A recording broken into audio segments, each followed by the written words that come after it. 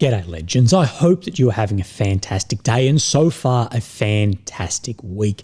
Now legends, first off the bat, I don't know if I'll be able to make a video tomorrow. I've got some of my best friends in town and tomorrow is Anzac Day, Australia, New Zealand Army Corps, and it's a day to remember and celebrate those who have fallen in wartime, as it is a equivalent, I guess, to Memorial Day. So I'll be very busy with that, but I hope to see you very, very soon. Now, legends, of course, as always, we do have a lot to go over.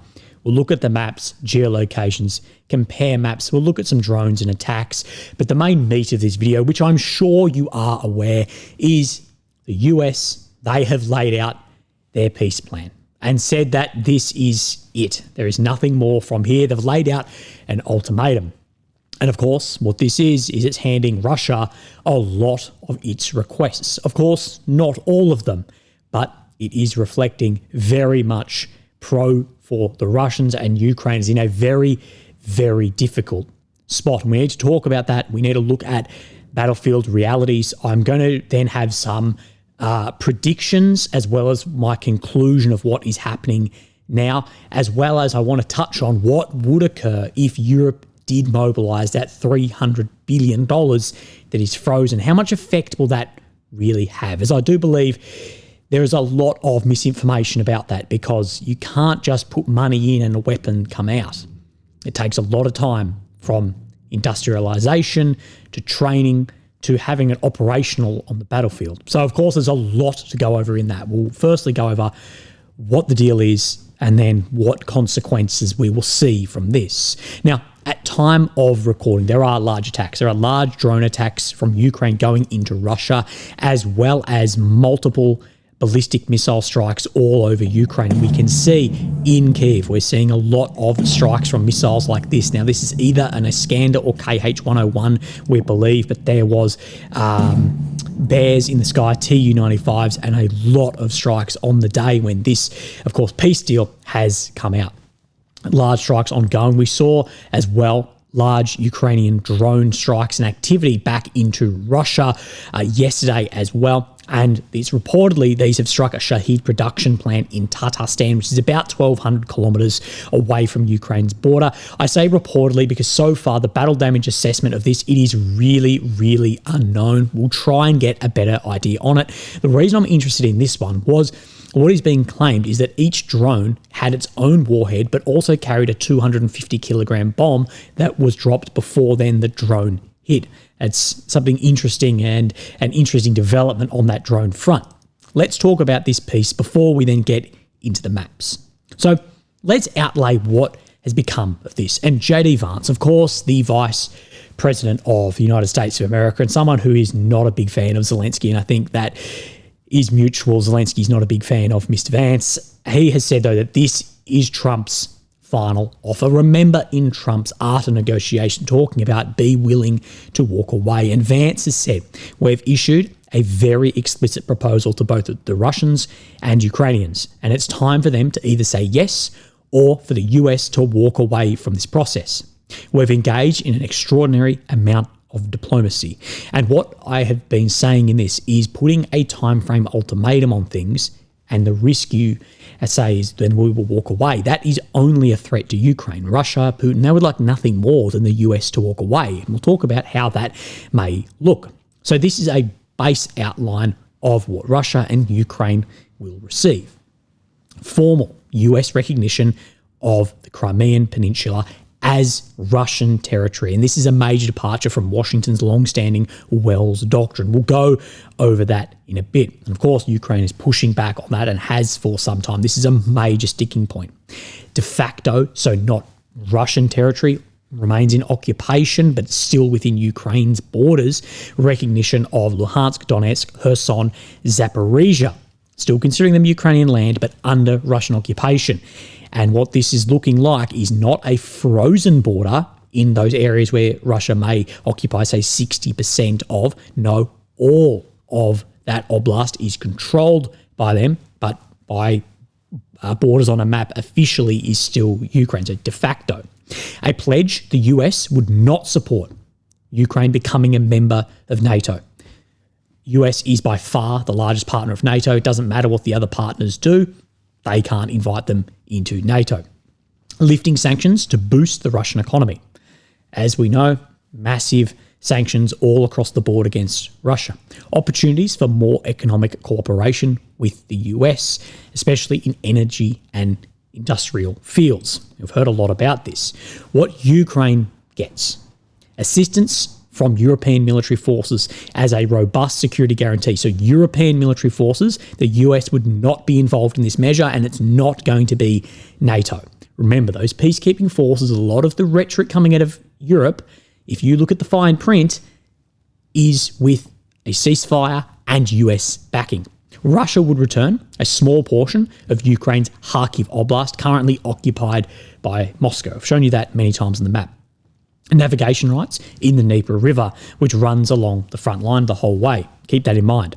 Assistance in post-war rebuilding, though it's unclear where that funding would come from. That funding would come from the Ukrainian minerals deal with the US, we presume. And also, part of half-half in this is the ZNPP, the Zaporizhia nuclear power plant, will be considered Ukrainian territory, but it will be operated by the US and supply energy to both Russia and Ukraine. So what you can see is this: if you put this then on a line, it is giving Russia far more than it is Ukraine. But as we have been saying too, is Russia does have the advantage on the battlefield, and Trump, who is seeing the diplomacy through a way of realpolitik and a way to end the war. We have said if you want to bring Russia to the table at this point where they see and that they are in a position of power, you're going to have to give more to them than Ukraine. But what I will say with this is Ukraine's never going to sign this off.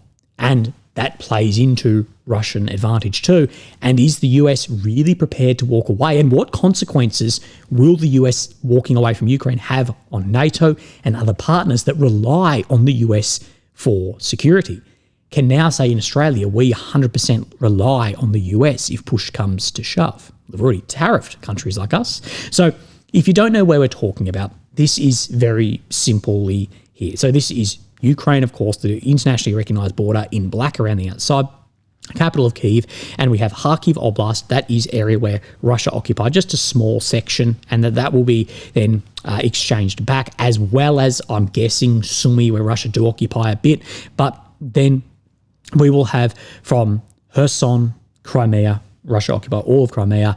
Then we'll have Zap, Donetsk and Luhansk. Then we presume the border will move up to here in a de facto way. But let's talk about Crimea, because the real sticking point here is that Crimea will be recognised as Russian if both sides sign this off. And Zelensky has spoken about this both on his Twitter and to some news channels as well. He said emotions have run high today, but it's good that 5 countries met to bring peace closer. The American side, they shared their vision, and Ukraine, the Europeans, we presented their inputs. Ukraine will always act in accordance with its constitution, and we are absolutely sure that our partners, in particular the USA, will act in line with its strong decisions. And as we have been saying, the Ukrainian constitution, which is brought up from Zelensky to Kazakalis to everyone else, it does not and will not see Crimea as Russian territory. So this is a major sticking point. And he's bringing up about the US as well. And of course, this Crimea declaration back in 2018, then with Mr. Pompeo, the Secretary of State at the time, saying that no country can change the borders of another by force, as we did with the World's Direct Declaration in 1940. And Zelensky's point of this going, well, your own law says this. And he's also spoken about Crimea with the Wall Street Journal, and Trump has pushed back heavily on this, going, Ukrainian President Volodymyr Zelensky is boasting on the front page of the Wall Street Journal that Ukraine will not legally recognise the occupation of Crimea. There's nothing to talk about here. And what we have said is, at the end of the day, this peace deal, we spoke about this yesterday, was it ever going to really go anywhere? Because there's no incentive to end the war that can be given to both Ukraine and Russia. Russia's minimum incentive, absolute minimum, would be Crimea. And what incentive is given to Ukraine to give that up? Now, of course, we can say from a humanitarian point, well, the killing would stop. But there needs to be more than that, given the sacrifice that has come here. But when you have one country which is controlling the battlefield at the moment, of course, that shifts. That's, of course, why Ukraine wants to be in a position of power. But let's talk about this. This statement is very harmful to the peace negotiations with Russia, in that Crimea was lost years ago under the auspices of Barack Hussein Obama, and is not even a point of discussion.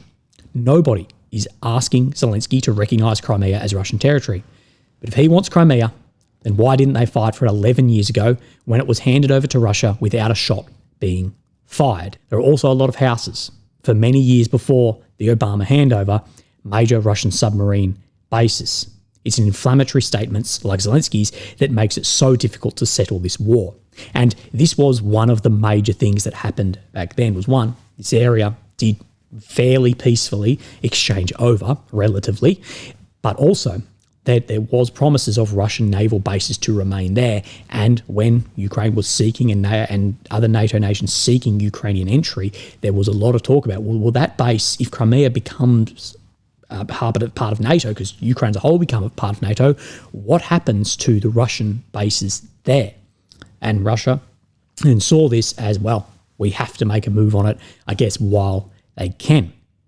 He says it makes it difficult to settle this war and that he has nothing to boast about. The situation for Ukraine is dire. He can have peace or he can fight for another 3 years before losing the whole country. I have nothing to do with Russia, but have much to do with wanting to save on average 5,000 Russian and Ukrainian soldiers a week, who are dying for no reason whatsoever. The statement made by Zelensky today will do nothing but prolong the killing field, and nobody wants that. We are very close to a deal, but the man with no cards to play should now finally get it done. So again, we see where Trump is sitting in this, saying, shifting blame onto other administrations, whether Obama or Biden, saying Zelensky is the man with no cards and that it is in his hands now if he wants to prolong the war or not. And basically saying, well, if he wants these other areas, he can continue fighting, but without us, and we'll lose even more. And there's real risk of this also. What we have been saying is, with American support, the front line is moving in the wrong direction. Without American support, most likely that will move in the wrong direction even faster. So Trump is leaning on Ukraine here. I look forward to being able to help Ukraine and Russia get out of this complete and total mess, and saying that it would never have started if I were president. So let's look over a little bit more in this and how this has been then rejected. The European Commission, they've said that Crimea is Ukraine, that they're not going to recognise this in Europe. And they say, we welcome all efforts that respect the UN Charter and bring peace to Ukraine. It is for Ukraine to set the conditions for a just and lasting peace. That we stand with Ukraine in the support of its sovereignty, independence and territorial integrity. When it comes to Crimea, our position is really clear, that Crimea is Ukraine. So Europe, Brussels, they are not having this. But we get into territory too of ideals here rather than realities as well. They also push back on lifting of sanctions, that they're saying Europe is not going to do that. And of course, America, they can only lift their own sanctions. But one thing I have said is I do believe if America starts lifting sanctions on Russia, I think your major powers like Germany and France have been really impacted by this. I don't think it'll take long to start seeing those sanctions get lifted. Remember, after war, even horrible war, look at the Second World War, things and relationships can change very quickly, regardless of the savageness, brutality of regimes also. For the past 2 months, officials close to Trump have publicly floated the idea of these sanctions, and even Macron has said there'll be no relief before peace is established. They reaffirmed their opposition to any suspension and said a new package was already in the works. But this is where we get into this sort of idealistic vision that doesn't mesh with reality. The end of Russia's unprovoked and unjustified aggression of Ukraine and the unconditional withdrawal of all military forces from the entire territory of Ukraine would be the one main precondition to amend or to lift the sanctions against Russia. And this is what we hear again and again. And it's sad to hear this from very, very intelligent people, that there's no movement until there's a full withdrawal of all military forces. And I say that just saying this has the same weight as me saying I'll be a millionaire when you give me $1 million. Just saying Russia can turn around here. What you need to look at is you can't then litigate and make policy off that, because that's just not going to happen with the cost that Russia has borne so far in this war. You need to push them out if you want that to occur. This whole Russia could turn around right now, it's nothing but idealistic thinking. Now, A London-hosted Ukraine summit was thrown into disarray on Wednesday after top US representatives pulled out at the 11th hour. And this is Mr. Rubio and Mr. Witkoff. And they have last minute withdrawn from this gathering. And this says a lot about this. They said that they had another conflict, but this at the end of the day is the biggest thing at the time. And with this summit, which is a Ukrainian summit, but in London with all the other players there, they have basically said, we don't want part of it. So I think this is a shock to many people and may serve as a bit of a reality check for what the situation really is, and will show the amount of power the US actually has. Both ways, it may show the US has less power than some people do believe, but also militarily, both on intelligence to hard weapons, that they are more powerful than many might like to think. And as I stated yesterday, the conditions presented are not even close to being acceptable for both sides. Even these current conditions, I don't believe, is enough for Putin's vision. I think Putin will go, for us to really accept this, we want not Crimea, we want those 4 other oblasts as de jure, not de facto. Now, I think publicly though, the Kremlin will support this as political theatre. The reason they will do this is that that will show the US administration that the Russians are the willing party and it is Zelensky who is holding up peace. Because the Russians can be pretty bloody confident that Ukraine is not going to accept this deal. And by doing this, prolonging this and demonising Ukraine, what that does is increases the chances of America withdrawing support. Now, Ukraine will likely continue potentially without US support, and the next time that there are peace meetings, it's highly likely that Russia will be in a better position. That is exactly the train of thought, I believe, that is taking place in the Kremlin right now. Now, Ukraine and Europe's stance of until the full withdrawal and unconditional ceasefire, this is only from an ethical and moral standpoint. This doesn't really reflect reality of what happens in warfare like this. You can't just ask nicely.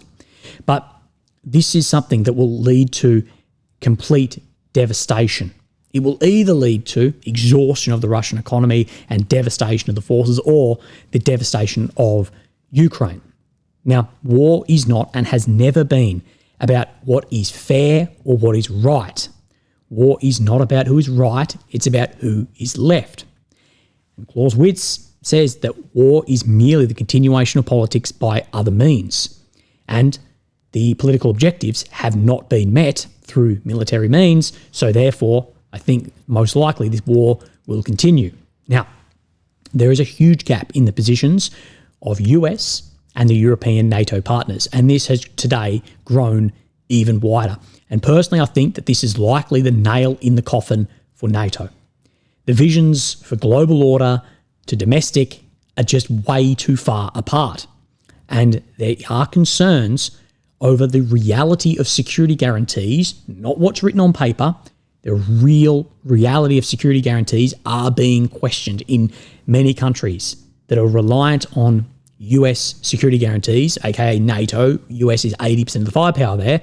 People are questioning, will you actually come to our aid? I'm going to release a video on what I think these countries may do to then deter other much larger powers too. And this was raised in 2019 by Rand as an outcome of this war, is that at the expense of Ukraine to weaken Russia, or as they say, to extend Russia, what we may see is coalitions like NATO be weakened and frictions then evolve. Now, Zelensky, he's in a very, very hard point, and he's back. It's against the wall, and he has no good option here. Personally, I don't see Zelensky actually walking out of this war. And these are the real 2 options that I see here. I'll present a third, but I believe is unlikely and unrealistic. Now, number 1 is that Zelensky accepts the deal, signing Ukrainian land away to Russia and minerals away to the US. Those who fled Ukraine, at least en masse, they will not come back. They've been living outside of the country for 3.5 years, a lot from occupied areas or areas that will become occupied. A lot will not return. There will be well over 6 million people in occupied regions that will no longer be part of Ukraine. Millions more will flee, including those men who were not allowed to leave under martial law. And what this does is the demographic crisis then goes ballistic, and this threatens survival. You have people not coming back. Remember, the demographic outcomes seen in Ukraine that are already dire, that is skewed because that's taking into account millions of people that are currently in Russian-controlled territory, Crimea, and occupied regions as well. When I say occupied there, I'm talking about de jure, de facto of where the US sit. So that's going to exacerbate that massively. It's also skewed on the assumption everyone's coming back. Then I think with this betrayal scene, that nationalist elements will revolt against Kyiv for making this choice, given the sacrifice and cost that they have made, all for a deal that is significantly worse than what was offered in 2022, but with massive costs. Now, I think it's very likely, and it's probably happening right now, that the Russian intelligence agencies, SVR, FSB, GRU, will be there to radicalize and give a push to anti-US and anti-West narratives, especially if the war ends on then terms that are not favourable. That just by radicalising there, regardless of which way it goes, it's going to push Ukraine further away from joining some other coalitions as well. 2, Zelensky, he rejects the deal, which realistically, comments made about Crimea, I think this is most likely where it is, and US, they then withdraw their support. Now, I think people don't realise how much US actually gives Ukraine. Ukraine instantly lose the majority of their intelligence, surveillance, reconnaissance. Starlink is turned off. A lot of drones cannot fly. A lot of your BECs in the ocean will not work. Satellites picking up early warning for missiles, that will be gone. A lot of imagery will be gone. A lot of communications through Signal, WhatsApp, whatever, then gone, as well as other encrypted channels. So that becomes then a huge problem, and that occurs instantly. And we know with that, there are no analogues for those systems. There are systems that can fill roles, European, but not to the same extent. Say Starlink, there is no analogue for that. Now, some hard assets Europe may be able to replace. I'm talking tanks and vehicles and whatever, but they will not be able to replace it in the numbers that will be needed, especially to put Ukraine on the upper hand. The Russian overmatch will increase dramatically. Therefore, we will see, with US pulling out, that overmatch increase even further. We'll see Ukrainian morale plummet. Also, what we'll see as part of this is a bit of a loss of hope, and recruitment will fall to zero, which already has been a huge problem. Potentially see NATO divide, and without the US, European proposed peacekeeping forces will become less likely and less appealing to those European leaders. Likely, the US will still seek economic cooperation with Russia, therefore increasing Russia's ability to economically fund the war. In this, what we may see is as that upper hand will even further go to Russia due to that US withdrawal, in the future, it's highly likely we will see Russia on actually even better terms, seeking more maximalist goals. Ukraine, Zelensky's back is against the wall here. I'm wondering what the outcome will actually be. Now, my opinion is that this war will end on the battlefield, or once a physical border is reached, or when one side is completely exhausted. That is when the war will end, not through these means like this. Alex from History Legends, he predicted this, and I think that he might be correct. He basically stated, and this was in October last year, that the physical border is the Dnieper River. And will we see continuation of the war, I've misspelt this, will we see a continue of the war until it gets to the Dnieper River? Because that is a physical barrier there, or will it be one side then gets completely exhausted? But when one side is completely exhausted, why then would the opposing side stop? Now, the aim will continue to be to increase the cost of the war. For Ukraine, this is to increase the cost for Russia to retreat through economic hardship. And for Russia, is to increase the cost and raise the human cost of the war, wearing down Ukraine's potential, their ability, their willingness to fight. At the end of the day, this is attritional war. Attritional war is a battle of societal will, not of military might. Now, this cost does not follow a linear trajectory. Also, I'll say that if you were to ask me right now which one is closer, Russian economic collapse or Ukrainian military collapse. I'd say the military collapse for Ukraine is far closer, and it's not going to be linear. And deals like this will increase the morale for Russia and decrease that of Ukraine. We have a quote here that if statesmen could fully comprehend the long-term consequences, the human toll, the destabilisation and unforeseen escalations, they would seldom choose a war as a viable course. And many talk about this with World War I, that if the leaders walking into that knew what industrialised war would look like, no one would have entered it. And I think this will be a battle of will and prolonged war wearing down until there is a deal signed along a physical border or capitulation of complete exhaustion. Now, this is what I know a question will be asked, and I wanted to respond to it now as a bit of a frequently asked question. Europe need to arm Ukraine with $300 billion in frozen assets. You see this tweet out there a lot. But I believe that this is an ideal, but it falls very quickly when it moves off Twitter into reality. Ukraine has received approximately in total $290 billion. Okay? So it's already received about that amount. Now, of course, another $300 billion. This will definitely increase the cost for Russia, but this is not a guarantee of victory. Now, there is a real threat of undermining the legitimacy and safety of foreign investment in the euro with seizing these assets. We know even the most pro-Ukraine politicians, from Kaja Kallas to Ursula von der Leyen and others in that sphere, even they are against doing this due to the risk it has for the euro of, if there is Chinese investment, will they go, well, shit, if our government makes a move on here, my super yacht is going to be frozen or this or that, let's not invest in the euro. And we already know that many currencies around the world are at a crossroads, especially with the US and their tariffs and the rise of BRICS. And this is not the time, I think if you're an economist, you would say it's not or a banker, not the time to be trying to potentially undermining your currency. But let's move on to militarily. And the question is, where is this money getting spent? Ukraine, they need weapons now. They don't need weapons in 5 years. Well, actually need them 3 years ago, but they don't need them in 5 years. They need them now. And this is where there's this fallacy of just the more money, the more weapons. And it's not that simple. This idea that money goes in, weapons come out, then the front line is fed.